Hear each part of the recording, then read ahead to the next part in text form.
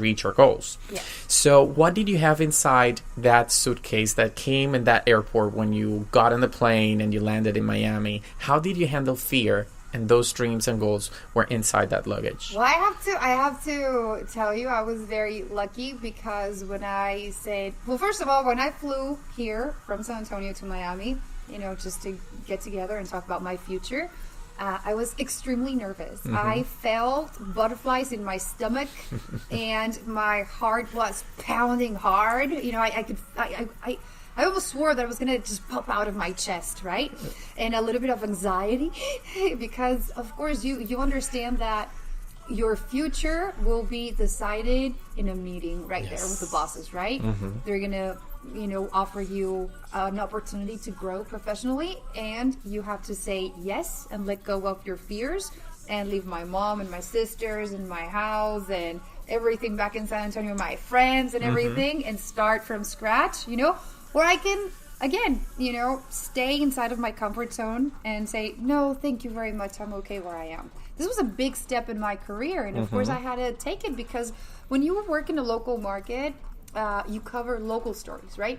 When you work for the network, you cover international stories, so today there's, unfortunately a bad situation, let's not even say, and you go to California to cover that, or to Texas, I go back home sometimes to cover stuff, or the explosion, in Hidalgo, Mexico, now you go and you cover that. So you have more ways to, travel to cover stories because we have more resources, right? And we are an international newscast. Of course, yes. So, but going back to the original question, right? So, of course, I say, okay, I'm going to take a leap of faith here and say, okay, I'm taking the job, right?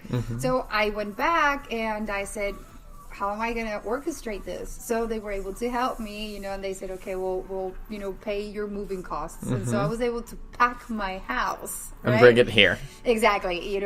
I packed my house and I put everything in a moving truck, and I just grabbed a suitcase with basic stuff, tennis shoes, jeans, t-shirts, of course, underwear, and toiletries. And I told my sister, I said, would you like to have a fantastic adventure in Miami? Come with me. Because, my sister and I were very close in age. We're just a year and 10 months apart. And we've always been together. And so my sister said, yeah, sure, I'll go with you. And that's it. So she drove her car and I drove my car. And we put our puppies, because we have rescues, right? We're going to talk about that later. Of course. And so we put the puppies in the car, the plants, because the moving company couldn't take the plants in the truck, right? Because, it takes a while for everything to arrive. And that's it. We started driving. It took us about 3 days with lots of fantastic music and some coffees, and the puppies. And nice conversations, I bet. Well, she was in her car and I was in mine. Oh, wow. And so the good thing is back then, who used to be my boyfriend, who's now my husband, said, I know how much you hate driving, so I'll drive you there to Florida. And I said, fantastic. So I was in my car with my back then boyfriend and the puppies, and my sister was in her car with another puppy and the plants. So she was listening to music, and I was just having lots and lots of conversations. That's pretty awesome. It's like a road trip to success, right? I like that analogy. That is fantastic. There you go. You can use it. Great. Let me jot it down. I'll give it to you, no problem. I'm not going to ask you for copyrights or anything about that. So that's I was getting worried, man. Now let's go back to your job. I know you had the opportunity, which is very recent news, that explosion in Mexico, and you were covering that story. Yes. So I want you to tell us about how did you handle your feelings at that moment? Because sometimes it's very easy to resonate with other people's feelings and to resonate with certain situations. Yeah, well, I think it's a matter of two things. Empathy, right? And to understand that your mission is to go and tell their stories, okay? So I've always been a very empathic person, right? I don't know why, but every time I talk to people, if they're sad, I kind of feel their sadness. And if they want to cry, I feel like I want to cry. It's a very weird feeling. I don't know, but I've always had that in my life. And I think that is so important, because the moment that you stop caring as a human being, you have issues, right? That's true. And it's also very important as a journalist, because when you go cover a story like that one, for instance, where you had 68 human remains in the place where the explosion happened. Wow. You have hundreds of people who are looking for their family member, and they know their family member was there at the explosion, right? And of course the bodies are charred. You cannot identify them right away. It needs a process. And on the other hand, you have injured people at the hospitals, but they're so injured they cannot identify themselves. And so you have people that they don't know if their family member, their relative, died there, was in the hospital dying. It's a very, very bad situation. And so when you feel empathy for others and you go to do your job, which is to inform and tell a story, you have to keep in mind that they're suffering. So the empathy that you have for them will allow you to treat them with love and kindness and respect, and understand if they want to tell you the story, fantastic, and if not, then at least give them a hug, and tell them that everything's going to be fine. And what can you do, Arantxa? Because it's very easy, as I was telling you before, to resonate with other people's feelings, but sometimes it's also very easy to take that home. So how do you separate your job whenever a story resonates with you in a positive or maybe not so positive way, and how you leave that at work and you close that little door and say, okay, you're going to stay here, I'm not going to bring you with me? Because we're talking about energy. So sometimes we feed from energy and we feel people's energy, of course. Yes. And how are you able to close those little tiny doors and say, okay, you're going to stay here because I'm going home. This is the power button. No Univision anymore, and now home as a wife, as a sister, as a daughter. Well, that is something that you learn over time, and a lot of times you're not able to process that easy.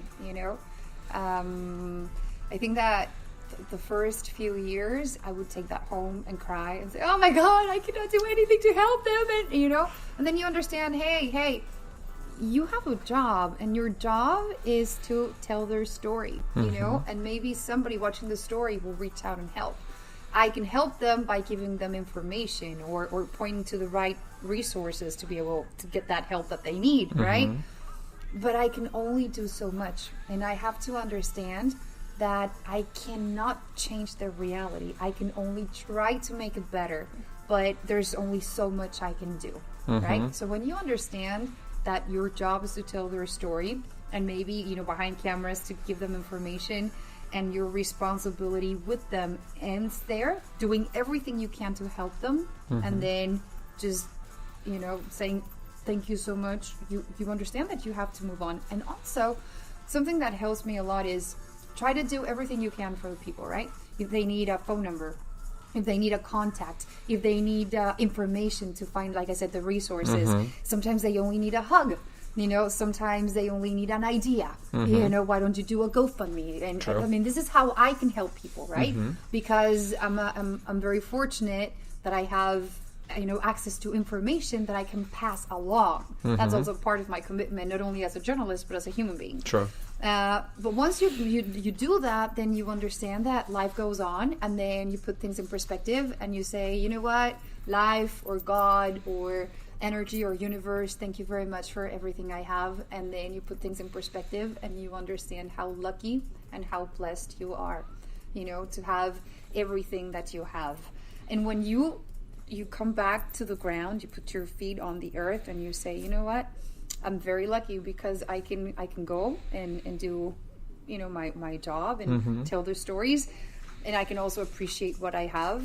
It's a funny balance, but I don't know if I can get my point across. Make sense what I'm saying? It definitely does. And there's a sense of empathy, which I think you mentioned that before, which I think it's one of the most important things that a human being, even though it doesn't matter what they do in life, it doesn't matter their profession, it's just feeling for others and say, oh, this is not me. And sometimes we take things for granted, and sometimes we just go in life and say, I don't care about others. But you have to see that other people have gone through maybe worst situations. But you know what, Jose? You cannot stop caring about others. True. You cannot afford not to care, especially if you're a journalist. You have to care, because the moment you don't care about the people that you're talking to, the stories that you're telling, when you stop caring about the others, maybe it's time for you to consider a different type of work. Yep, that's true. Because as a journalist, you cannot not care. Au contraire, mon frère, you have to care. Yes. Because if you live the story with them, you do a better job by telling their story. Makes sense? And you are the voice. Of course, you become the means. They Exactly. have a voice. You just become the mean for them to be able to be heard. Makes sense? That's very important. And talking about rescuing, I know that you have like a side passion, Yes. which is rescuing animals. So talk to us a little bit about that. Well, I have a very soft heart for dogs and cats and pets, animals. I love life. I'm truly a tree hugger. I see a beautiful tree and I'm like, oh my God, you're so pretty, right? I know. If I see a little kitten, I'm very allergic to cats, but I still pick up the kitten, and start sneezing and scratching and try to find. But you a have the family. cat. Of course, I have the cat, but then I have to find a home, a loving home. That happened with me 3 times already. The last one, her name is Bella. She has a loving family. One of my coworkers, Mabel Diepa, fantastic. They love her, and the little kitty Bella, she's so vocal and funny. She even laughs. I'll show you a video where she laughs. God. Fantastic. I've never seen that in my life. A cat that laughs. Great. But yeah, I was talking about dogs. I have 3 dogs myself right now. Kenya, who is almost 10, and I got her from the shelter in San Antonio, Texas. It's a kill shelter, and she was going to be euthanized if she was not adopted. And she was also a victim of abuse. Very sad story. She has no tail, and she's a Labrador/Border Collie mix. Wow. She was in a horrible situation when I adopted her, but I said she's the best project I could ever have, right? Because she only needs a lot of love, and then she'll be happy again. And then a year later, I was driving to my university, Our Lady of Lake, there in San Antonio on the west side of town, and I saw a little puppy walking, and he was super skinny and sick, and then he gave out, or gave in, I don't know what's the right expression, and he just dropped in the grass and didn't move, and I freaked out, and I was going to class, and I said, you know what, I'll be late to my class, it doesn't matter. So I went there, puppy, are you okay? And he was unresponsive, so I picked him up, and then I called my sisters because they had the day off. So we met, in the middle point between the house and my university, and I said, here's my credit card, I'll pay it later, here's a puppy, go get him help, and I'll send you home. So his name is Milo, and he's a terrier mix, a little gordito. His name is Milo, but I call him Chapito or Papi or Gordito because he's a little chubby, thing. He's 10 years old. And of course, my sister also adopted one, Mishka, Mimi, Mimisuki or Mimi Wimi, whatever. We call them different names. And she wanted to get her another companion. So we went to the shelter, again, the same shelter where they kill animals, right? A kill shelter. And my sister said, you know what? I thought about it. I have to walk away. I don't have the means or, the responsibility. I can only handle one, which is a very responsible thing to say and to do. Of course. But I fell in love with one who was a parvovirus survivor. He was about 3 months old, and his name there was Stubbs, but I've renamed him to Coda. Coda there, Kukuru. And he had no hair. He was so scrawny and little and afraid. And I said, I love you. So I had to adopt him. So I have 3. And, man, this is so bad. Because when I was there at the explosion in Hidalgo, Mexico, back in January, I saw one. And I thought it was a female, so I named him, because now I know it's a him, right? I'll tell you why I know it's a him. Millie, Miracle, the Milagro, Milagrito, Yes. right?